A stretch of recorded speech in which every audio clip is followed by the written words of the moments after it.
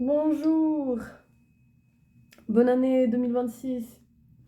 Je fais cette vidéo pour vous parler de l'astrologie en fait, pour ceux que ça intéresse. Je vais faire un petit... Ça va être une année, franchement ça va être une année intéressante. C'est pour ça que je me dis ça pourrait intéresser des gens si j'en parle. Je vais faire un portrait général et aussi à la fin j'aimerais faire un plug pour une initiative qu'on soutient toujours à Gaza, qu'on relance parce qu'elle était en dormance pour plusieurs raisons, mais là, elle a vraiment repris toute sa signification, enfin son importance, pour plusieurs raisons.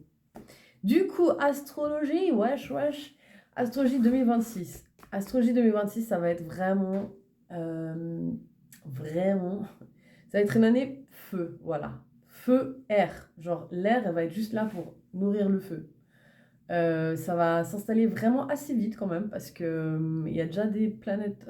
Enfin, Neptune va arriver en bélier. Saturne va être en bélier. Alors, Neptune en bélier jusqu'en 2038 en plus. Donc en fait, c'est un cycle de feu là qui s'installe, qui va commencer, qui va durer pas mal de temps. Ça va être très fort en feu, encore 2027. Et après, il y aura un peu moins, mais ce sera quand même, tu vois, le début d'un cycle feu là. Euh, donc Neptune va être en bélier jusqu'à 2038. C'est un marqueur de... Franchement, c'est un bon marqueur pour réaliser un peu ses rêves ou, tu sais, ses lubies ou des choses qu'on se dit, ah, peut-être que je pourrais le faire un jour. Là Neptune bélier, ça va être un peu... En fait, vas-y, je prends mon téléphone, je fais la vidéo, quoi. Ça va être aussi un peu... Mais aussi, attention de quand même... Bélier, il a tendance à foncer, c'est très bien. Mais des fois, aussi, ça peut être un peu... Neptune, c'est aussi les spiritualités, les idéologies, un peu les illusions. Faire gaffe à pas suivre aussi un peu sans trop vérifier des spiritualités, des idéologies qui peuvent berner aussi. Enfin, on peut se tromper aussi, voilà. Mais pour l'action, c'est très bien. Saturne va être en bélier. Saturne, il aime pas trop être en bélier. Il est souvent 2 ans dans un signe.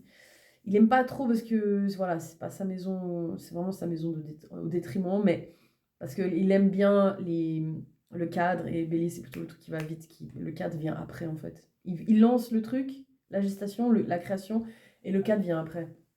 Mais ça va quand même, du coup, ça va être vite. En fait, ce qu'il faut s'imaginer, c'est que 2020, ça a été le début.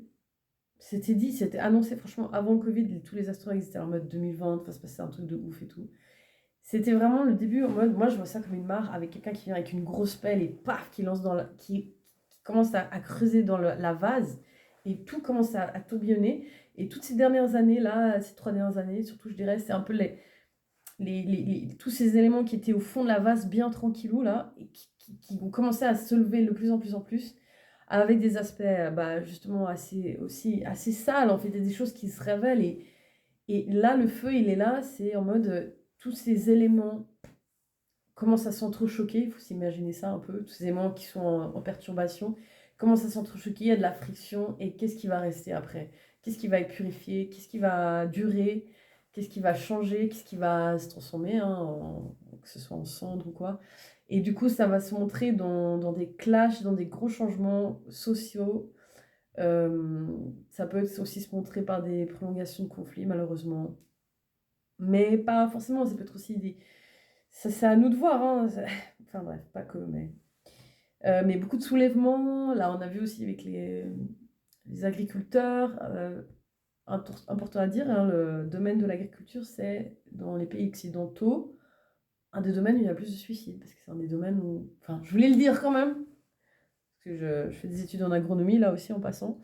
Et je trouve que c'est intéressant de voir qu'il n'y a pas quand même aussi un fond, en fait. Enfin, voilà. Et beaucoup de choses sont en crise, quoi, disons. Il y a beaucoup de secteurs en crise. Euh, Donc là, c'est un moment déterminant. Aussi, l'air va faire qu'il y ait des changements rapides. La technologie va nourrir un peu en fait, des créations qui peut-être on ne pensait pas étaient possibles avant. On va avoir des outils dans les mains, mais voilà. Pluton est en Verseau. Il y sera jusqu'en 2044.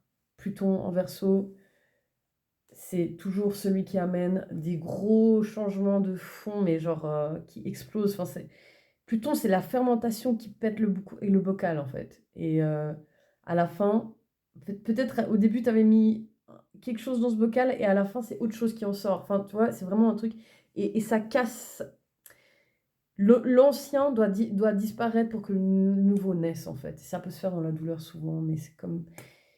Voilà, et Verseau, le Verseau, c'est la nouveauté. On arrête la tradition, on rejette ce qui était fait avant, on amène des nouvelles technologies. Donc, plutôt Verseau, ça a été au même moment que, par exemple, la Révolution française, je crois la Révolution d'Haïti aussi, la guerre civile aux États-Unis. Enfin voilà, c'est des moments comme ça clés. Donc on est en train de commencer une période comme ça.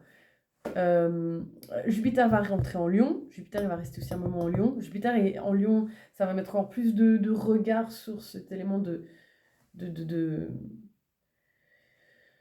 Il va amener comme une immense loupe.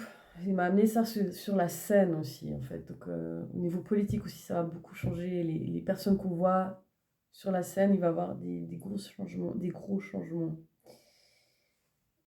Ouais, et en plus, 2026, ça va être l'année du cheval de feu. Cheval, c'est déjà un animal lié à l'élément feu. Mais là, en plus, il va être dans l'élément feu. Ça arrive tous les 60 ans. La dernière fois que c'est arrivé, c'était en 66. Et au Japon, il y a eu une baisse de naissance parce que les gens voulaient éviter d'avoir des enfants nés sous ce signe-là, parce que c'est des personnes souvent qui ont un fort caractère perturbateur. Donc là, voilà, on va être dans une année comme ça. Et en plus, c'est une année qui commence le 17 février. Le signe chinois commence pas le 1er janvier, là, il commence le 17 février. C'est basé sur le calendrier lunaire. Et ça sera en même temps qu'une éclipse, en fait. L'éclipse va lancer le départ de cette année cheval de feu. Et il y aura une éclipse aussi à la fin. Donc c'est vraiment une année cheval de feu avec 2 feux d'artifice au début et à la fin. Donc vraiment pour pas qu'on ait un doute, quoi. Ça va être très intense. C'est des petits chevaux. Justement, en parlant du Japon, je crois que c'est une illustratrice du Japon. Mais voilà. Ce qui est intéressant de noter aussi par rapport à Pluton, c'est que c'est un peu le marqueur générationnel. Par exemple, moi, je suis née en 89. Pluton est en Scorpion de 83 à 95, 95. Et donc, on est une génération qui est marquée par la transformation. On est marqué par les changements. Les Scorpions, c'est quand même aussi les tabous, les questions de sexualité, ce qui se passe en privé, un peu, enfin, toutes les histoires aussi de famille, les trucs qu'on va un peu chercher pour un peu faire table rase. Donc nous, on est marqué par ça. La génération d'avant, c'était génération X, en balance, font pas trop de vagues, plutôt liées avec les histoires de couple ou de collaboration et tout, beaucoup de divorces du coup, un peu, enfin ça peut être un peu ça. Nous, on a eu, voilà, on est en Pluton Scorpion, génération Z, c'est Sagittaire. Eux, c'est plutôt ouverture, prendre des raccourcis. Franchement, on n'est pas là pour se faire chier en fait. On avance, on y va, on a des plans, on n'a pas besoin d'attendre de faire tous les petits pas comme les autres ont cru devoir faire. Si on peut popper maintenant, on pop maintenant et puis on avance quoi en fait. On se laisse pas, on se met pas des frontières. Et, euh, et là, voilà, les enfants après, c'est Capricorne, donc eux, ils vont peut-être un peu remettre un cadre après toute cette période-là qu'on passe. Et voilà. Et maintenant, pour mon petit plug, je voulais dire que je propose des thèmes astro.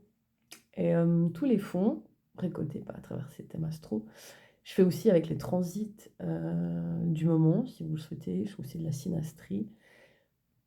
Si vous voulez faire cela, vous pouvez me contacter là en DM.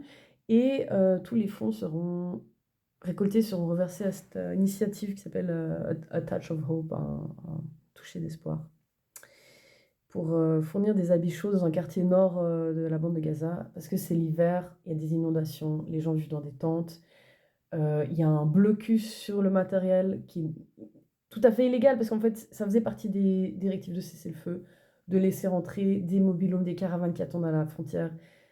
Ils ont interdit plusieurs ONG médicales, dont Médecins sans frontières. Première fois que Médecins sans frontières est interdit quelque part dans l'histoire. Donc voilà.